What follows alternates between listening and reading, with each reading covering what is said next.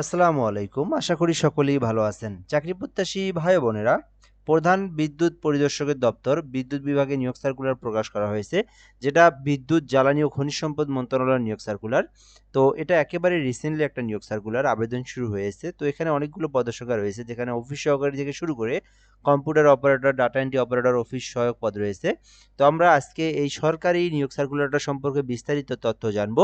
এখানে পদের নাম রয়েছে, পদসংখ্যা, বেতন স্কেল, শিক্ষাগত যোগ্যতা, আবেদনের প্রসেস, সকল কিছু আপনাদেরকে এই ভিডিওতে সুন্দরভাবে দেখে বুঝিয়ে দেওয়ার চেষ্টা করব। আর এটা কিন্তু একেবারে সরকারি রাজস্ব খাতভুক্ত স্থায়ী একটা নিয়োগ সার্কুলার, যেখানে বাংলাদেশের যে কোনো জেলার যে কোনো প্রার্থী চাইলে আবেদন করতে পারে। তো এটা বিদ্যুৎ ও খনিজ সম্পদ মন্ত্রণালয়ের নিয়োগ সার্কুলার।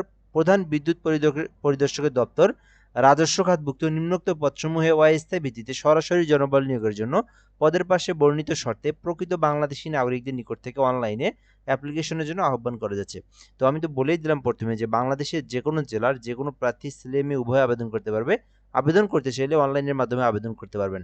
আর বিদ্যুৎ, জ্বালানি ও খনিজ সম্পদ মন্ত্রণালয়ের ওয়েবসাইট ভিজিট করতে চাইলে বা এই সার্কুলারটা সম্পর্কে জানতে চাইলে OCEI.gov.bd লিখে সার্চ করলে আপনারা পেয়ে যাবেন। তো ১ নম্বর পদের নাম এখান থেকে শুরু করব। তার আগে একটা বিষয় বলে নেই, যারা আমাদের চ্যানেলে নতুন আছেন বা এই ভিডিওটা এই চ্যানেলে নতুন দেখতেছেন, অবশ্যই চ্যানেলটিতে সাবস্ক্রাইব করে রাখবেন। বাংলাদেশের সরকারি সকল নিয়োগ সার্কুলারগুলো আমরা আমাদের এই চ্যানেলে আপলোড দিয়ে থাকি। তো অবশ্যই সাবস্ক্রাইব করবেন এবং আমাদের সঙ্গে যুক্ত থাকবেন। আমাদের ফেসবুক পেজের লিংক কমেন্ট বক্সে দেওয়া আছে, ফলো দিয়ে রাখবেন। অফিস সহকারী, যেটা হচ্ছে ১৬ গ্রেডে একটি পদ রয়েছে। এখানে শিক্ষাগত যোগ্যতা চাওয়া হয়েছে কোনো স্বীকৃতি বোর্ড হইতে অনন্য দ্বিতীয় বিভাগ বা সমমানের জিপিএতে উচ্চ মাধ্যমিক সার্টিফিকেট বা পরীক্ষা উত্তীর্ণ। তো আপনি এইটাতে আবেদন করতে চাইলে ফার্স্ট অফ অল আপনাকে এইচএসসি পাস করতে হবে, অর্থাৎ উচ্চ মাধ্যমিক পাস করলে আপনি আবেদন করতে পারবেন। আর এখানে বলা আছে যে যেকোনো স্বীকৃতি প্রতিষ্ঠান হইতে আপনার যদি একটা কম্পিউটারের সার্টিফিকেট থেকে থাকে মিনিমাম ৬ মাস মেয়াদি, তাহলে আপনি আবেদন করতে পারবেন। এখানে আপনার MS Word, Excel, PowerPoint একেবারে যেগুলো আমাদেরকে প্রথম ধাপে শিখায় বেসিক বিষয়, তো এগুলো যদি আপনার জানা থাকে, বেসিক বিষয় জানা থাকে, তাহলে আপনি আবেদন করতে পারবেন। ২ নম্বরে রয়েছে অফিস সহকারী কাম কম্পিউটার মুদ্রাক্ষরিক, যেখানে ৩টি পদ রয়েছে।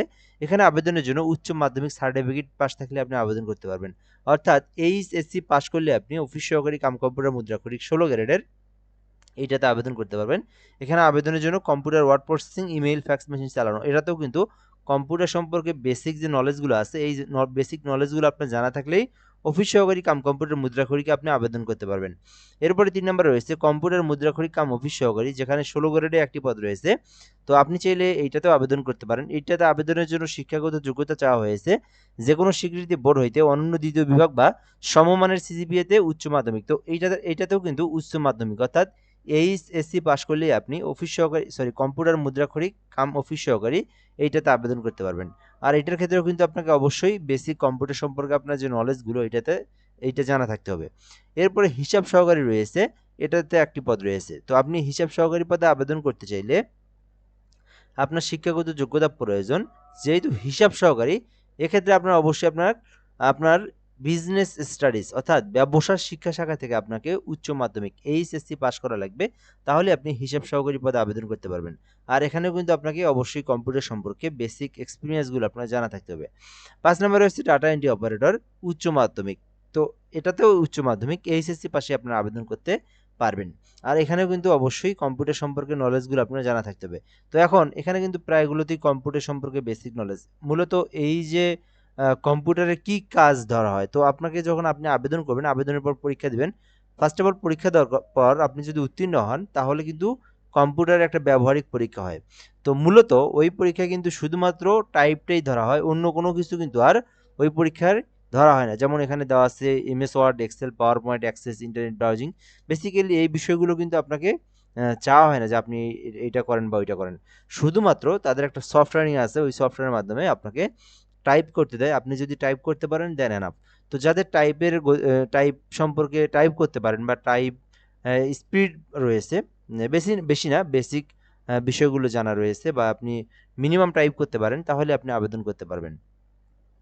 এরপরে ৭ নাম্বার রয়েছে অফিস সহায়ক, যেখানে ৩টি পদ রয়েছে। এখানে আবেদনের জন্য শুধুমাত্র এসএসসি পাস, মাধ্যমিক স্কুল সার্টিফিকেট, অর্থাৎ শুধুমাত্র এসএসসি পাস থাকলেই অফিস সহায়ক পদে আবেদন করতে পারবেন।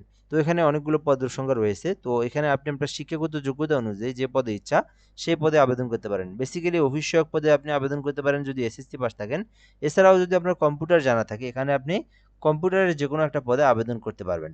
আচ্ছা, এর পরবর্তী যে বিষয়গুলো আমরা দেখব, আবেদনের জন্য 18 হতে 32 বছর। সরকারের সর্বশেষ নীতিমালা অনুযায়ী চাকরিতে 32 বছর পর্যন্ত আবেদনের সময়সীমা রয়েছে। 32 বছর পর্যন্ত আবেদন করতে পারবেন। আচ্ছা, এরপর আমরা দেখব কিভাবে আপনি অ্যাপ্লিকেশনটা করবেন। অ্যাপ্লিকেশন করার জন্য আপনি যদি নিজে আবেদন করতে চান বা নিজেই পেমেন্ট করতে চান, সেক্ষেত্রে আপনার কম্পিউটারের যে কম্পিউটার হোক, ল্যাপটপ হোক বা পিসি যে কোনো ডিভাইস হোক না কেন, দেন আপনি গুগল অথবা ক্রোম ব্রাউজারে আসবেন।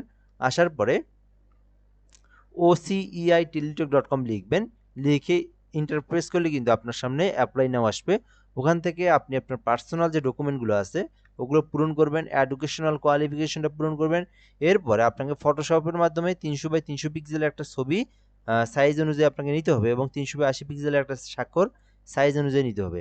দেন আপনাকে কিন্তু এই দুইটা ছবি এবং স্বাক্ষর আপলোড দিয়ে আপনার আবেদনটা সম্পূর্ণ করতে হবে।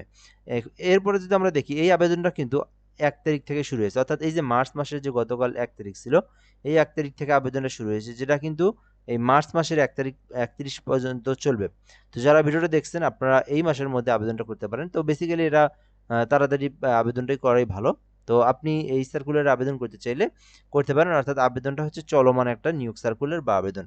আচ্ছা, এর পরবর্তী আমরা স্টেপ দেখব আবেদনের জন্য। এখানে যে পেমেন্টের বিষয়টা, তো সরকারি চাকরির যে সরকারি সার্কুলারের গ্রেড অনুযায়ী ফি জমা দিতে হয়।